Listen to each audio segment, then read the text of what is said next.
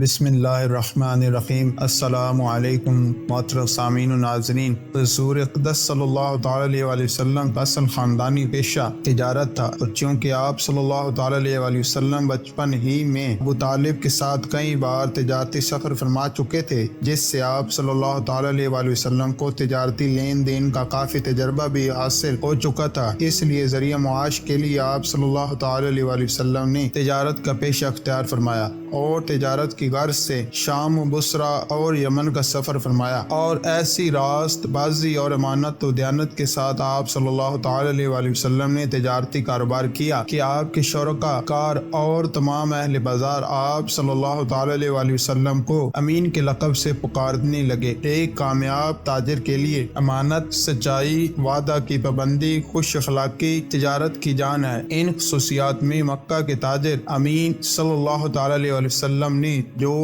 تاریخی شاہکار پیش کیا، اس کی مثال تاریخ عالم میں نادر روزگار ہے۔ حضرت عبداللہ بن ابی الامسا صحابی کا بیان ہے کہ نزول وحی اور اعلان نبوت سے پہلے میں نے آپ صلی اللہ تعالی علیہ وآلہ وسلم سے کچھ خرید و فروخت کا معاملہ کیا۔ کچھ رقم میں نے ادا کر دی، کچھ باقی رہ گئی تھی۔ میں نے وعدہ کیا کہ میں ابھی آ کر باقی رقم بھی ادا کر دوں گا۔ اتفاق سے 3 دن تک مجھے اپنا وعدہ یاد نہیں آیا۔ تیسرے دن جب میں اسی جگہ پہنچا جہاں میں نے آنے کا وعدہ کیا تھا، تو حضور علیہ الصلوۃ والسلام کو اسی جگہ منتظر پایا، مگر میری اس وعدہ خلافی سے حضور صلی اللہ تعالی علیہ وآلہ وسلم کے ماتھے پر ایک ذرا بل نہیں آیا، بس صرف اتنا ہی فرمایا کہ تم کہاں تھے؟ میں اس مقام پر 3 دن سے تمہارا انتظار کر رہا ہوں۔ اسی طرح ایک صحابی حضرت صاحب رضی اللہ تعالیٰ عنہ جب مسلمان ہو کر بارگاہ رسالت میں حاضر ہوئے تو لوگ ان کی تعریف کرنے لگے، تو رسول اللہ صلی اللہ تعالی علیہ وآلہ وسلم نے فرمایا کہ میں انہیں تمہاری نسبت زیادہ جانتا ہوں۔ حضرت صاحب رضی اللہ تعالیٰ عنہ کہتے ہیں میں عرض گزار ہوا، میرے ماں باپ آپ صلی اللہ تعالی علیہ وآلہ وسلم پر فدا ہوں۔ آپ نے سچ فرمایا، اعلان نبوت سے پہلے آپ صلی اللہ تعالی علیہ وآلہ وسلم میرے شریک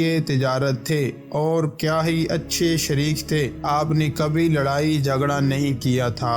اللہ کریم کی بارگاہ میں دعا ہے میرا پڑھنا اور آپ کا سننا اپنی بارگاہ میں قبول فرمائے۔ جزاکم اللہ خیرا و احسن الجزا۔